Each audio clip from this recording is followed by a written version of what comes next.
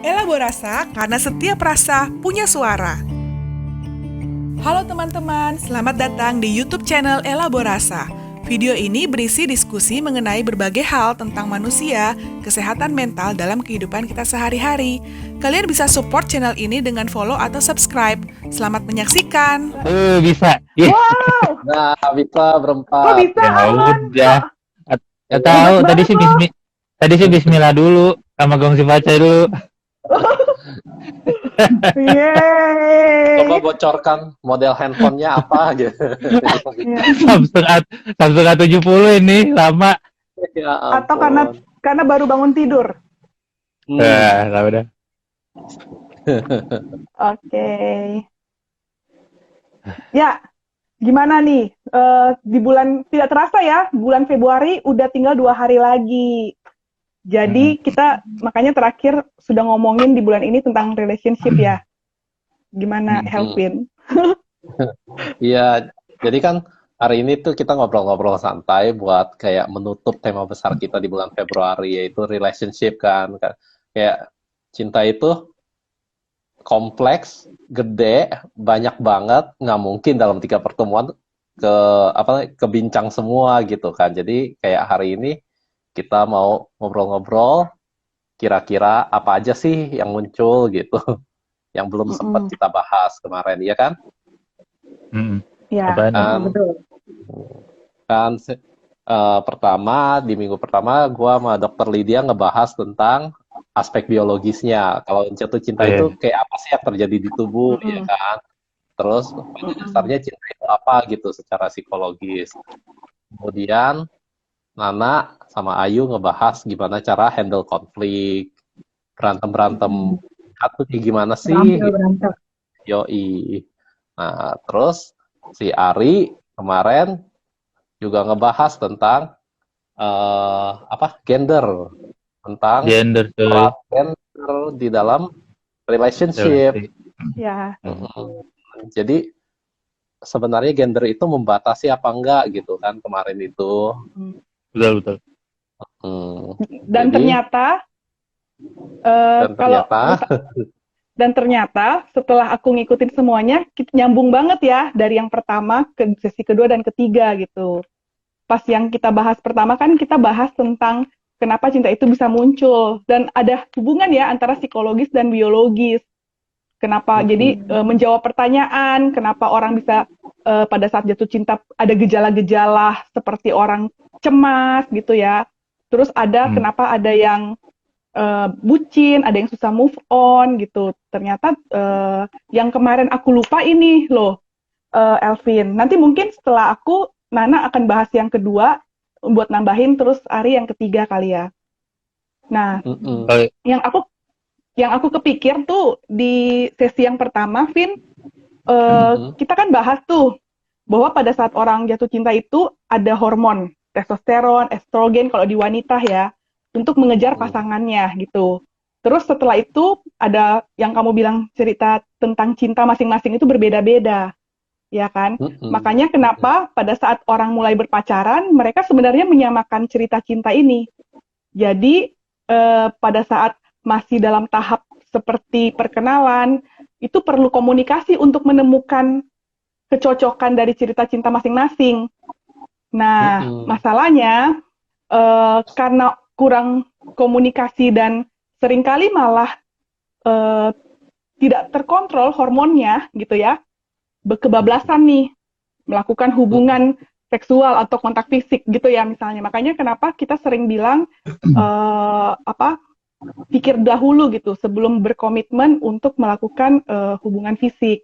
Karena pada saat hubungan fisik dilakukan ada vasopresin sama oksitosin yang keluar. Seperti ibu yang menyusui anaknya gitu kan, ada bonding. Makanya kenapa sampai orang jadi susah untuk move on. Terus kalau sudah malah memikirkan untuk memaksakan si cerita cintanya itu. Gitu, Vin. Kamu ada tambahan nggak? Bener juga. Bisa. Memang hubungan seks dan terutama pada saat orgasme ya, kalau kita belajar di biologinya, pada saat orgasme di titik puncak kepuasan seksual itulah oksitosin dan vasopresin itu membanjiri otak kita.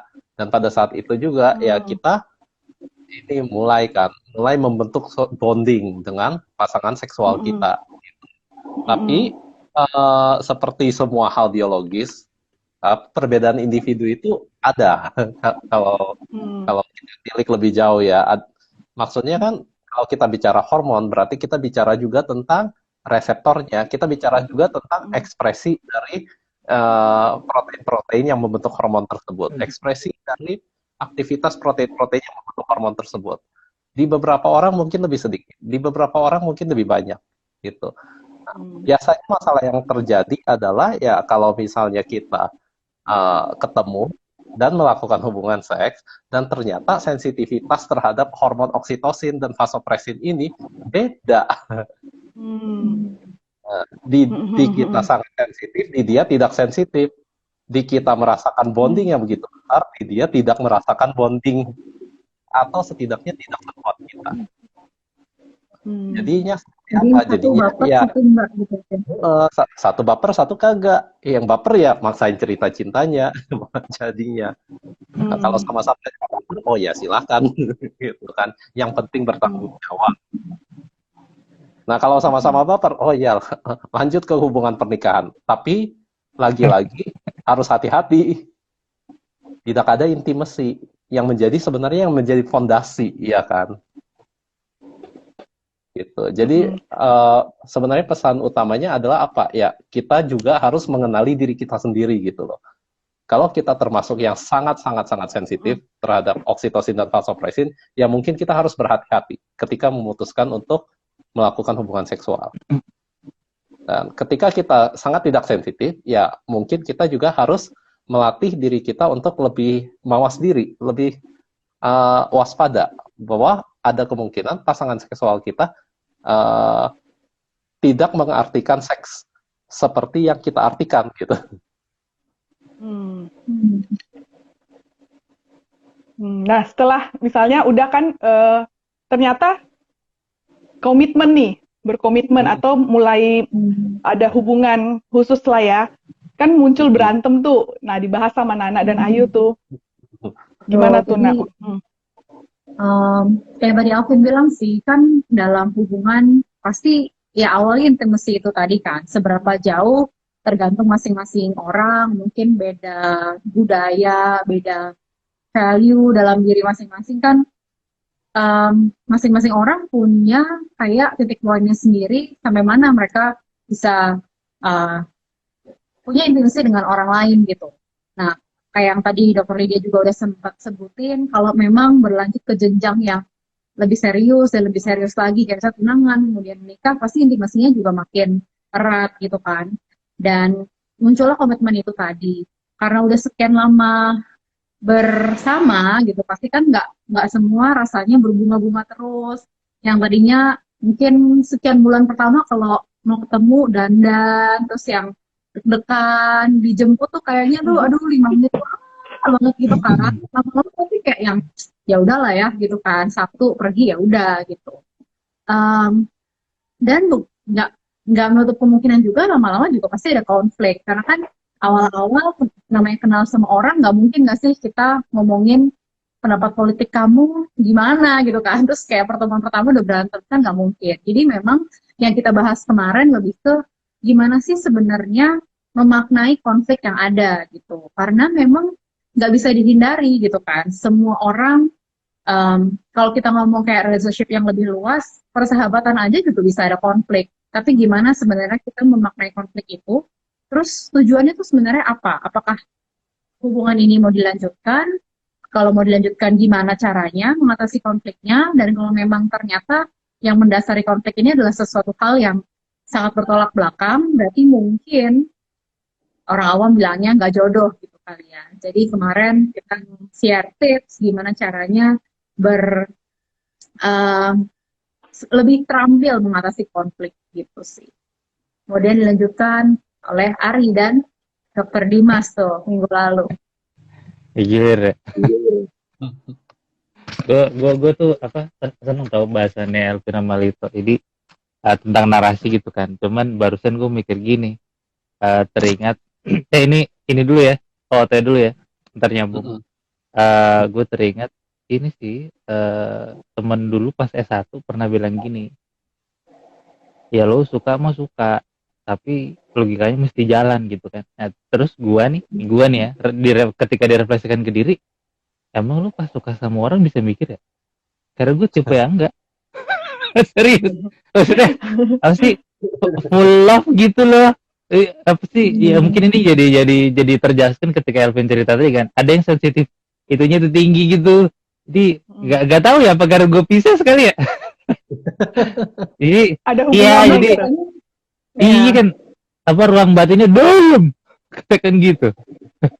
Gitu sih. Jadi iya gue terus terang berpikir gitu ya. Dan kalau flashback lagi, eh ada sih kayaknya gue ingat ada satu hubungan romantis gue mantan gitu ya yang itu tidak bermula dari suka gitu, tertarik kan ada sih, tapi lebih ke pengen nolong gitu. Di situ kebetulan yang nyelamatin tuh logika gue gitu, sisanya mah full ini full love and passion gitu. Iya Kebucinan ya, iya kan enggak Bucin nggak? karena Itu gini masuk bucin nggak? Masuk bucin nggak itu? maybe cuma gini nih, sebenarnya ini jadi pertanyaan dari kapan gitu kan. Yang gue apa ya, untuk orang-orang yang merasa logikanya kenceng gitu ya, dan teman-teman apa perempuan gue yang logikanya bagus mah ada logikanya kenceng. Yang gue heran gini lah, kalau anda sudah nyemplung gitu ya, kalau anda sudah hanyut dalam perasaan itu, gimana keluarnya? Apalagi kalau relasinya tuh kayak HTS-an gitu. Masih zaman kan istilah HTS, ya kan? Dari tadi sih mikir gitu. Nah, nyambung ke bahasan gue sama Dimas sama Bida. Bida ada rekam memori. Apa namanya? Mungkin kalau dimasukin perspektif gender, jadi buat gue pribadi lebih ini ya, lebih masuk. Kenapa? Karena iya tanpa sadar ketika apa namanya relasinya nggak imbang gitu kan, ketika nggak sehat komunikasinya, apalagi HTS gitu ya, itu sebenarnya apa ya, apalagi konflik gitu kan, apalagi dalam kondisi konflik, mungkin salah satunya tuh tanpa sadar, karena biasanya nggak nyadar nih, tanpa sadar tuh pengen nguasain gitu, ya kan, memilikinya tuh pengen nguasain, pengen dominasi gitu ya. Nah, gue sih mengerti kalau ada orang yang let's say bucin gitu kan, atau posesif. Kenapa? Karena definisi narasi apa ya, hubungan romantis orang berbeda tuh. Jadi mungkin apa ya, dianggapnya eksklusif gitu, ya kan? Apa-apa pertama ngabarinnya harus ke doi gitu kan. Gue sih kebetulan tidak sampai ini ya, pernah ini nih, gue nggak tahu harus salut apa gimana, tapi gue selalu heran ketika gila apa itu keren, password tahu, the best banget itu. Gue nggak bisa gitu. Gitu. Gue sih merasa apa ya, ya privasi masing-masing tetap perlu ada gitu kan. Jadi apa ya, apalagi ya, yang kalau ngomong positif juga, kalau dia jalan sama temennya ntar bete gitu kan, udah gitu kamu di mana, harus video apa sih, Harus share video call. live gitu. Iya video call jadi ketahuan sebelahnya siapa, apaan sih, iya apaan sih, iya enggak ya, itu enggak ini apa ya, itu Jadi parah kayak gimana sih? tidak ada saling percaya ya, Ri, jadinya. Iya, nah kalau kita bicara relasi nih, relasi manusia kan dasarnya apa sih? Trust kan, harusnya nih dasarnya kan trust. Artinya kalau kita apa ya, beralih sama orang ya, in some part pasti kita percaya bahwa apa namanya, kita bisa together, sama-sama gitu, being together, kita bisa membuka diri sih. Terus kalau dasarnya nggak percaya apaan? Nah makanya dalam perspektif gender kita bicara, relasi manusia itu kasarannya ya, itu sebenarnya relasi kuasa gitu. Oke. Relasi manusia itu sebenarnya relasi kuasa. Nah makanya teman-teman apa namanya, elaborasi kemarin sama Dimas sama Bida tuh ya, harapan gue sih ini nih, pesan utamanya sebenarnya gini, laki-laki itu perlu terlibat dalam upaya pencegahan kekerasan fisik seksual pada perempuan gitu, ya kan, harus terlibat. Nah makanya ada kampanye tentang pelibatan laki-laki gitu, itu perlu ada. Kenapa? Karena dalam perspektif gender laki-laki posisinya apa coba, dominan, leader apa harus ngituin perempuan gitu kan. Dan perempuan kan terjebak ya. Dan ini ada apa bercandaan nih ya, bercandanya terus ini ada bercandaan nih. Perempuan itu tanpa sadar juga apa melanggengkan budaya patriarki, which is laki-laki mendominasi terhadap perempuan. Contohnya apa nih ya, waktu remaja nih, atau pas SMA deh, atau pas kuliah, atau mungkin sekarang juga nih, cewek-cewek kan suka bad boy kan. Ya kan? Jadi orang-orang yang kuper kacamata suka baca buku di mana tempatnya? Gak ada. Makanya kami ini merasa minder juga. Jadi menyumbang juga. Gitu lah. Jadi tanpa sadar kita kemakan sama itulah. Itu poinnya adalah gue pribadi harus sadar gue punya peluang untuk mendiskriminasi perempuan karena karena dalam budaya kita gue orang Jawa gitu kan ya begitu mesti perempuan tuh posisinya gitu gue harus sadar itu. So harapannya ketika terjadi konflik gitu ya mungkin teman-teman perlu lihat itu ya, apakah dalam diri itu di bawah sadarnya lah gitu ya, apakah ada keinginan buat nguasain gitu untuk bikin dia nurut gitu. Ngomong-ngomong ini juga nih, ngomong-ngomong perspektif gender ya, gue itu tahu penasaran studi-studi gender gitu ya, relasi yang perspektifnya gender gitu dikaitin sama neuroscience ada gak ya? Ada kali ya, gue belum ngulik gue. Lo pernah dengar kayak gitu gak? Kalau dikaitin sama neuroscience ya pasti ada perbedaan fisiologis antara orang berjenis kelamin laki-laki dan orang berjenis kelamin perempuan, pasti ada ya kan. Bagaimana dari hormonnya aja ketika dia embrio waktu masa development di dalam rahim ya hormonnya aja yang teraktivasi udah beda ya kan. Hormon yang menyebabkan diferensiasi juga udah beda pasti ya kan, dimana gen SSR ini yang mengaktifkan ekspresi testosteron. Nah, kalau pada wanita dia nggak punya gen SSR ya tidak teraktivasi, jadi perkembangannya jadi beda. Nah, harusnya secara teoritis pasti ada sumbangsinya di situ. Tapi kalau kita bicara tentang apakah genetik menentukan, apakah nature versus nurture kan basically ini kan. Nah, sangat-sangat kompleks sebenarnya relasinya. Ada nature, nurture-nya tidak ini ya kena seleksi. Ya kan. Makin kesini juga sebenarnya kita bicaranya kan diversity kan, keragaman gitu. Jadi nggak bisa lagi dibilang inilah gitu kan. Jadi gua aja berasa ini kok nggak terlalu maskulin gua. Tapi etiologi kan biologi, psikologi dan sosial ya Ria. Iya. Kalau dibahas secara etiologi pasti ada sisi psikologi dan sosial lingkungannya juga kan ya. Cuman yang mana yang lebih besar, dan kalaupun kita bicara sekian persen biologi, sekian persen psikologi, sekian persen sosial, itu juga nggak memberikan gambaran sepenuhnya. Karena gimana? Karena biologis, psikologis, dan sosial ini tiga-tiganya berinteraksi. Nah. Bagus tuh kan, gue tuh paling bete sebenarnya kalau ditanya. Jadi nature apa nurture nih Pak? Elah. Apa jadi ini gara-gara bawaan itu atau dari kehidupan nih? Ya, gue bilangnya ini sebenarnya nggak usah dipertentangkan lagi gitu ya. At least gue ingat zaman gue S2 atau S1 akhir dulu ya, diskusinya itu jadi yang kayak Alvin bilang, which is ya sekarang omongannya itu gimana nature sama nurture berinteraksi. Aturan kan gitu. Nggak bisa kita bilang lebih gede nature ya kagak lah, interaksinya aja kita nggak tahu gimana. Makanya interaksi di dalam nature sendiri aja kita nggak tahu di gimana, belum tahu sepenuhnya, iya kan. Terus kita mau sok-sokan kasih persentase kan bingung. Bener. Ada tahu dari ini semua ya, menurut gua ada tahu yang kita bisa ini sebenarnya terkait ini nih tulisannya Ayu bikin, lupa pada kita, gue belum ngebahas ini. Elvin sama Lita udah nyerap dikit, yaitu tentang patah hati. Iya. Kita belum ngebahas patah hati ya, kita cuma ngebahas belum tahu. Itu paling penting. Gua lempar nih ya, jawab tahu tuh ya. Kenapa orang kalau patah hati, dan ngomong patah hati ini nggak harus sama pasangan romantis ya, enggak, kan temen juga kan, ya kan, sama temen juga gitu. Atau gebetan juga. Oh iya ya, gitu kan. Oh iya, Kenapa cinta sepihak kalau juga. iya Cinta Eh, sepihak banyak juga. ya. Sungguh duka unrequited yang love. besar itu. Nah, kenapa kalau patah hati rasanya dunia tuh hancur? Iya, iya kan? Kenapa? Pernah ngalamin lah masing-masing. Gue ya pernah lah pasti. Kenapa bisa gitu ya? Elvin dia dulu. Lah, Lagi Dan Ya dan tolong kasih tahu bagaimana Elvin move on.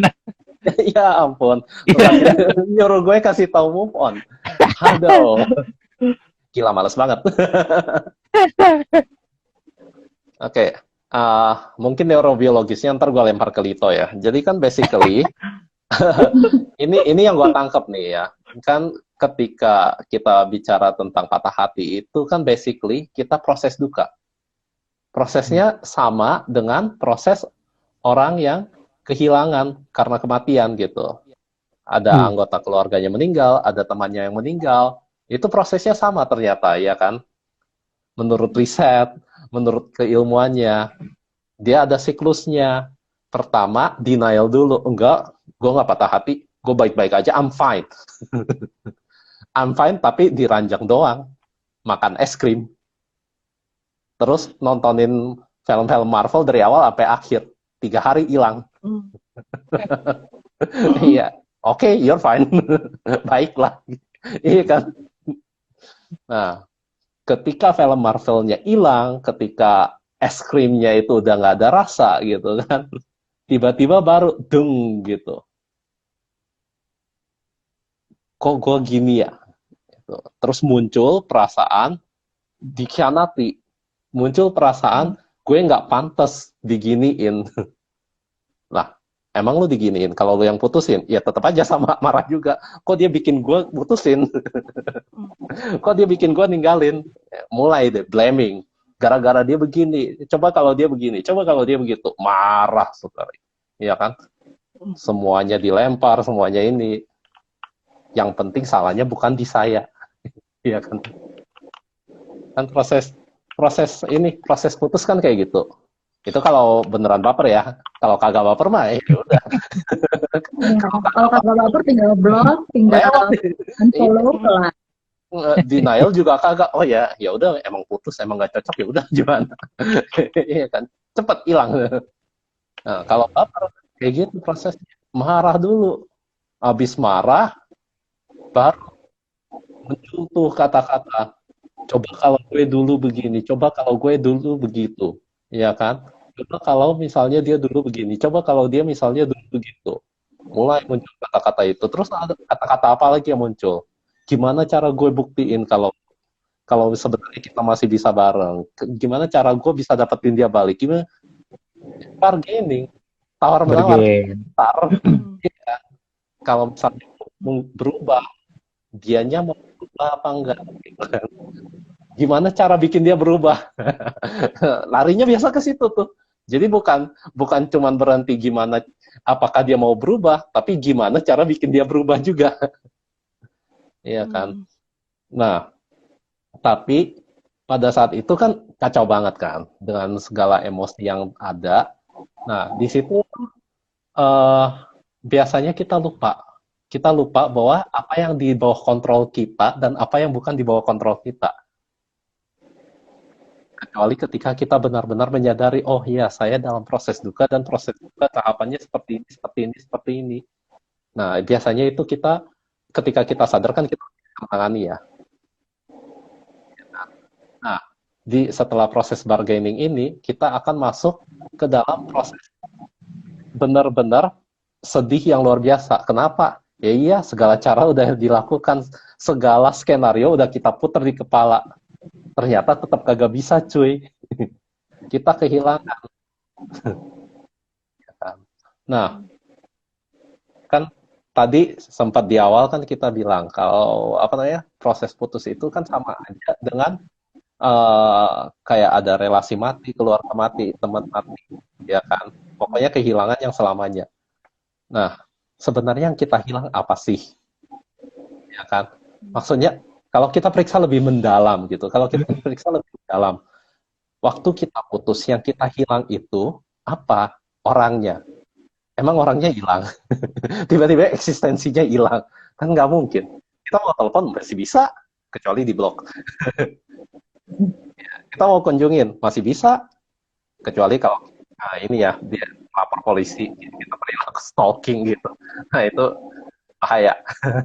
Nah orangnya kan masih ada. Jadi sebenarnya yang hilang itu bukan orangnya, tapi apa gitu kan. Kalau kita periksa lebih mendalam, kalau buat gue pribadi sih ya, sebenarnya setiap kita memulai hubungan itu nggak mungkin nggak kita membayangkan suatu masa depan, apapun bentuknya itu, ya kan. Ketika kita udah bonding gitu, ketika oksitosin sama vasopressinnya udah nyala istilahnya, ya kan, itu kita akan secara natural membangun masa depan bersama dengan si dia nih di dalam otak kita. Entah dibahas entah enggak, itu mah bodo amat. Kan otak kita urusan kita, suka-suka kita.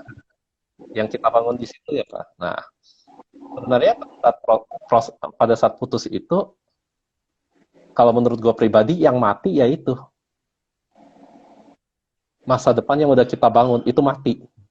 Dan kita harus mengizinkan diri kita sendiri gitu, untuk berduka, untuk berkabung atas kematian masa depan yang udah kita bangun di dalam otak kita. Ya kan? Nambahin dikit kali ya. Kalau menurut gue ketika putus yang Masa hilang depan adalah hancur. Oke. Iya. Apa tuh? Yang hilang apa tuh? Nana. ya kalau menurut gue yang hilang adalah sosoknya, perannya, label dia yang gue taruh di dia dalam hidup gue, dia sebagai apa, hilang gitu kan. Karena kan dia judulnya nggak mungkin teman, dia judulnya bukan sahabat, dia judulnya ya seseorang gitu kan yang spesial pada saat itu. Dan ketika itu hilang, ya itu yang kayak tadi Alvin jelasin, meskipun tahu orangnya bukannya meninggal, kalau mau ditemuin mah bisa, cuman ya mungkin ada satu sisi perempuan juga gitu kan, yang kayak bukan gengsi sih, kalau gue ngerasanya gue bukan gengsi hubungin duluan, tapi kayak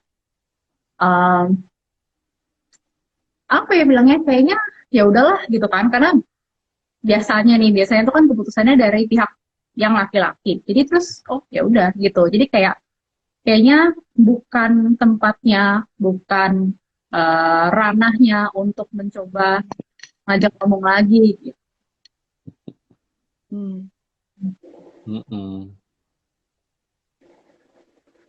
Bener, bisa juga sih dilihat dari sosok itu, dari sisi sebelah situ, bahwa ada satu peran di dalam hidup kita dan peran itu yang meninggal. Gitu.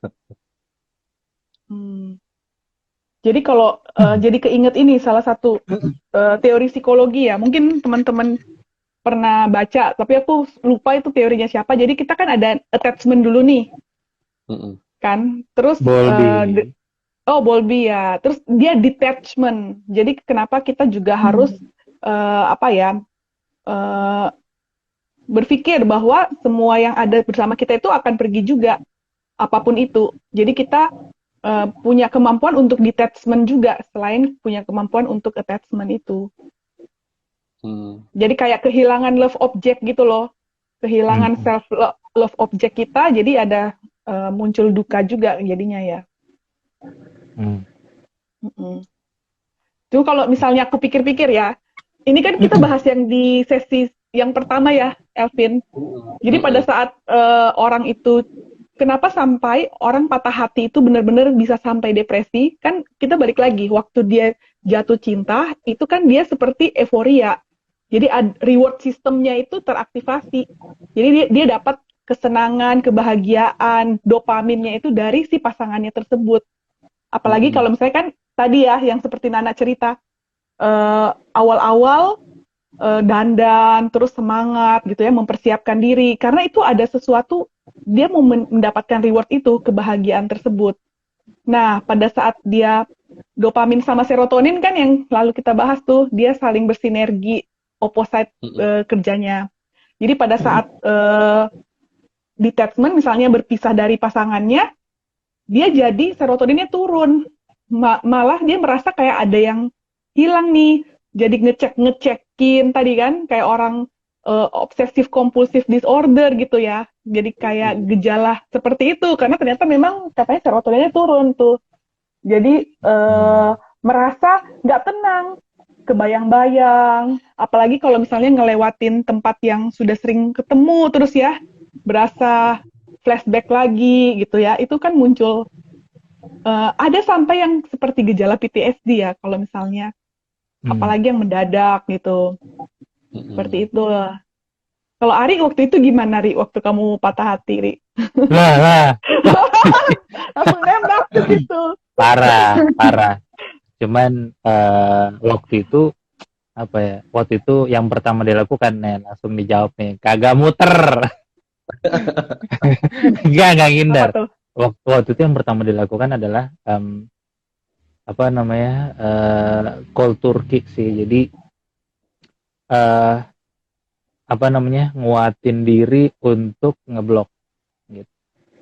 Cuma gini alasan ngebloknya nih ya. Karena bukannya punya nyali sih waktu itu untuk ngeblok, enggak. Justru ngebloknya itu karena sadar bahwa nggak tertahankan nih, pengen taunya gitu. Keponya gede. Karena sadar keponya gede, nyari-nyari tahu mulu. Wah, udahlah blok aja. Stalking gitu. Iya, iyalah, anggap aja gitu. Satu. Sakau dia, sakau. Sakau, gila. Pelojotan. Satu, kedua, kenapa ngeblok? Karena mikirnya gini, ini kalau secara jangka panjang gitu kan, kalau masih kayak ngecek-ngecek gitu kan, nginget-nginget, nyari hal-hal yang berkaitan sama dia, ini memperpanjang kondisi keakutan gitu. Dan secara jangka panjang buruk. Jadi yang gue lakukan waktu itu adalah keras sama diri sendiri di depan. Caranya beneran putus segala hal yang bisa ingetin dia. Berhasil nggak? Berhasil. Wah. Gitu. Cuman, ini perjalanan dabda nih, Vin, gue sambungin ke situ tuh. Jadi kalau mau dihitung total gitu ya, gue inget perjalanannya deh. Bulan April putus, terus masih mau nyoba di hari ke-7. 7 hari tuh rasanya gila banget deh. Di rumah itu tuh kayak ini, nangis-nangis teriak-teriak sampai malam, sampai jam 2. Kalau nggak begitu, artinya gue tidur karena zikir, dia berdoa gitu. Untungnya di rumah nggak ada orang, asli itu beneran teriak-teriak sampai malam tuh. Terus nanya temennya gimana nih, disuruhnya istiqoroh, sholat gitu kan, dan saat itu, yang nyelamatin kondisi kritis kebetulan agama gitu. Jadi sekali-sekalinya jadi malu, udah amat. Sekali-sekalinya gue ini ya, sholat istiqoroh dengan amat super kusyuk. Gue ngapalin doa istiqoroh tuh. Dan sebelum mulai ibadah lah gampangnya, itu gue berdiri dulu. Gue berdiri 10-15 menit. Buat apa? Biar batinnya tenang, gitu. Gue berdiri lama banget. Akhirnya udah jalan sholat. Dan sangat menarik ya, yang terjadi setelah ibadah, setelah sholat, berdoa adalah, wah parah, langsung stabil gitu. Jadi kondisi kritis gue waktu itu, ya kritis sih, kritis. Tapi itu nggak salah, itu kan emang kritis. Benar, kan? Gila. Gue langsung lemes loh waktu itu. Gila, parah itu. Iya, jadi selamatnya gara-gara sholat langsung tenang gitu ya, di hari ke-7. Dari ke-9 lebih selamat karena inget gue nih, nonton konser sore. Terima kasih band sore, Cor anak keren. Nonton di Hard Rock Cafe Kemang yang sudah tutup.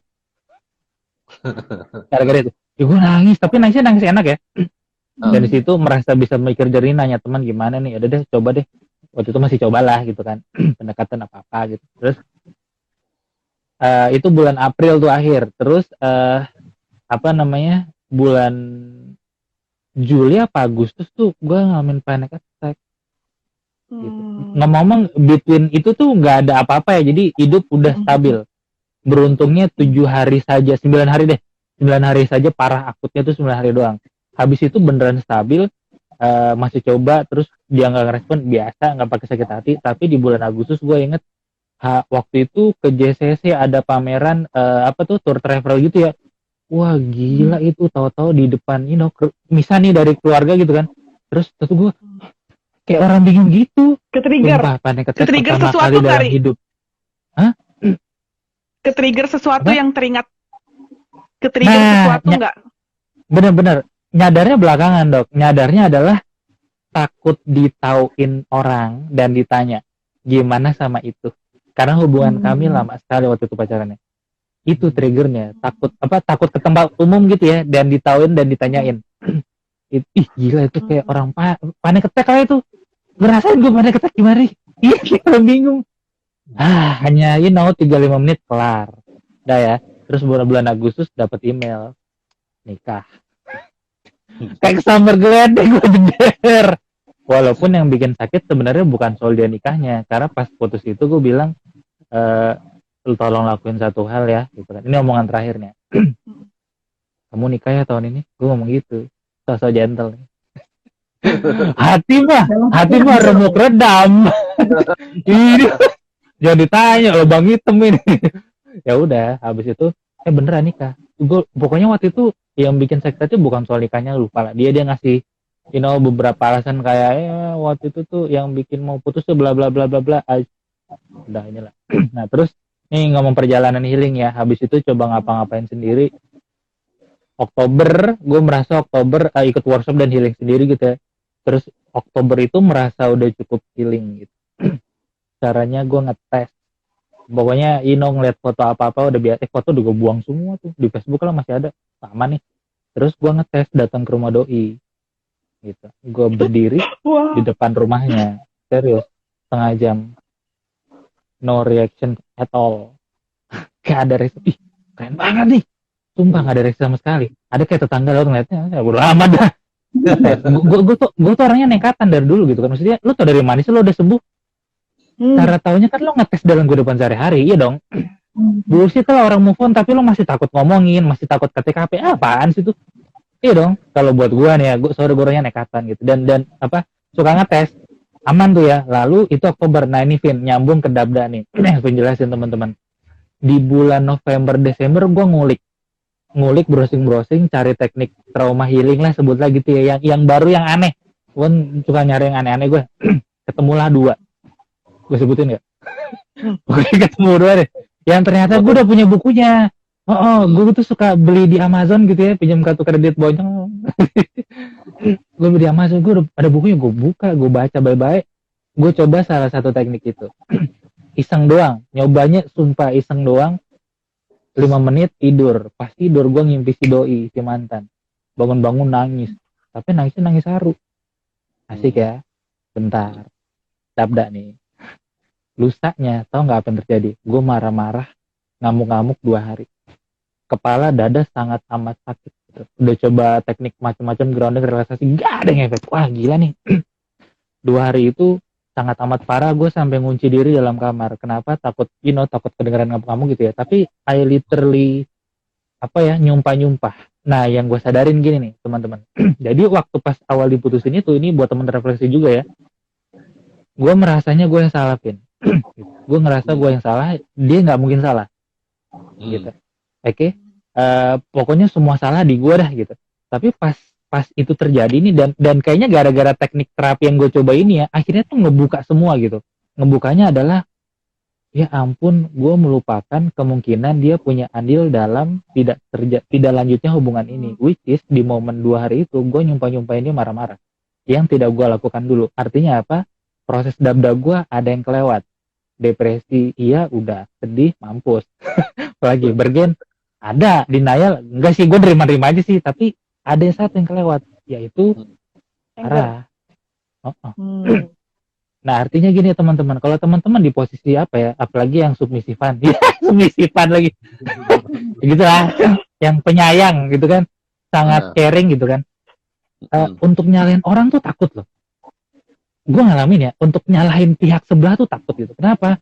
Karena saya sayang sama dia. Atau you put her, you put him on high pedestal gitu kan. Nggak mungkin dia bikin salah dan nyakitin saya. Nggak mungkin. Jadi kita kayak, muja dia gitu. It happened to me gitu ya. Jadi gue nggak berani nyalain dia waktu itu. Di awal. Nah pas ini nyoba, duar kebuka. Gue sumpah. Nyumpah gue. Sekali-sekalinya tuh. Nah di situ gue nyadar, apa ya, pas putus itu memang emosinya kompleks gitu ya. Dan dalam perspektif gender lagi nih, gue memang penyakit gue dulu, tanda kutip penyakit adalah gue tuh suka nahan marah. Jadi marahnya keblok dulu gitu ya. Satu karena perspektif gender maybe gitu kan. Kedua itu karena gue sangat sayang dia, sangat sayang sama dia dulu. So put blame on her itu kayak bikin gue jadi orang yang buruk kayak gitu tuh. Nah ya udah, habis itu hari ketiga masih depres, hari kelima tuh wah, sama gue lega sendiri. Jadi prosesnya tuh hancur-hancurannya baru berasa tuh. Dan dari situ sampai sekarang gila, gak pernah gue keinget. Maksudnya rare gitu ya, sangat rare. Dan kalau gue kan bilangnya sama klien-klien gue gini nih, kalau udah nggak sering teringat gitu ya, itu udah bagus. Berarti kan bawah sadarnya kan udah nggak bergejolak tuh, kan? Muatan emosinya udah kekuras gitu loh. Itu terjadi sama gue tuh. Boro-boro ngingetin aja kabur, susah gue nginget.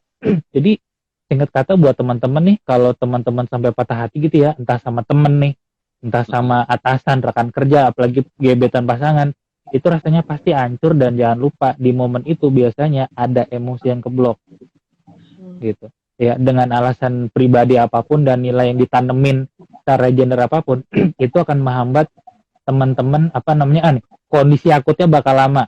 Satu, kedua ya udah healingnya makin susah gitu. Jadi maksud gue marah aja, dan gue marah bukan karena nyalain dia, enggak, karena gue perlu marahnya harus tuntas gitu. Jadi sebenarnya menurut gue sakit hati gitu ya, itu tuh sebenarnya ada emosi-emosi yang nggak tuntas, tahu, entah kita nggak berani nuntasin atau gimana. Itu sih. Jadi totally gue pulih 7 bulan. Kalau mau dihitung kacaunya saja gue 2 bulan.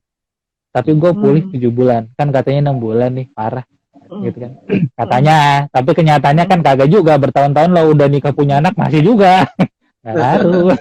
Waktu menyembuhkan itu omong kosong. Gitu cerita gue ya. Jadi gue move on-nya caranya kayak gitu, banyak ngelakuin healing, masih lagi ngetes ketika ngerasa udah baik-baik aja. Gue nggak percaya gue sembuh waktu itu. Dan itu terjadi, masih ada lapisan lain yang harus gue proses. Gitu guys. Terus pertanyaan gue nih, mungkin ke semua teman-teman juga ya. Kan banyak klien atau teman-teman kita bilang, kok susah banget move on. Atau banyak banget orang yang sampai, ya itu tadi, kan kalau Ari bilang ya totalnya 7 bulan, ada yang sampai bertahun-tahun gitu. Apa sih yang sering membuat kayak teman-teman kita jadi gagal move on gitu, atau patah hati berkepanjangan? Iya, terlalu banyak ini tahu, kalau gue bilang terlalu banyak asosiasi deh. Dalam hubungan kayak Alvin bilang tadi kan, wah merangkai tuh otak tentang masa depan dan macam-macam gitu kan. Jadi kalau kita bicara ngaitin teori psikologi deh ya banyak tempat yang kita kunjungi kan. Jadi itu saja cukup men-trigger gitu, ya kan? Makanan yang dimakan bersama, film yang ditonton bersama, triggernya kebanyakan. Makanya kalau gue pribadi nih ya, nomor 1 batasin dulu dari hal eksternal, karena itu yang bisa kita kontrol. Sisanya kan ngurusin dalam. Pikiran sama batin, debar-debar, keingetan kan gak bisa kita kontrol kan? Nah itu setelah diblok di luar baru ngerjain yang dalam, internal work. Gitu sudah. Jadi kalau gue pribadi kenapa susah? Karena triggernya terlalu banyak. Gitu. Belum kalau masih suka kepo, nanya-nanya teman. Iya. Dia gimana kabarnya? Dia masih baik-baik aja nggak? Iya. Begitu dibilang dia lagi bahagia. Ya ampun, syukur alhamdulillah. Tapi tidak mati. Kenapa belum oke? Iya. By the way kan kita ini. Nanda mau nambahin. Oh iya. Enggak, tadi cuma bilang, maksudnya untuk Ari kan meskipun udah ngeblok, tapi ya sama aja kalau masih nanya temennya gitu kan. Gimana? Sama aja. Ya, Iya. sama tadi ya, maksudnya jangan ketahan emosinya. Jadi kalau bisa lepaskan aja bahwa nggak masalah. Jadi kalau misal orang patah hati itu wajar, normal. Semua orang juga ngerasain begitu ya.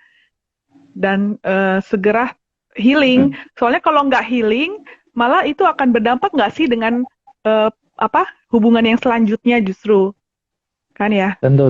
Kalau Sangat. kayak tadi tuh statusmu harus utuh, dua-duanya harus konten nih. Iya, baca. Nah, iya kan? Terima kasih buat kamu yang sudah nonton. Kalian bisa kasih like, tulis di kolom komentar jika ada pertanyaan, cerita, atau saran tentang topik yang sudah kita bahas tadi. Atau bisa juga kasih masukan tema apa yang ingin kita diskusikan bersama di tayangan berikutnya. Sampai jumpa di elaborasi selanjutnya.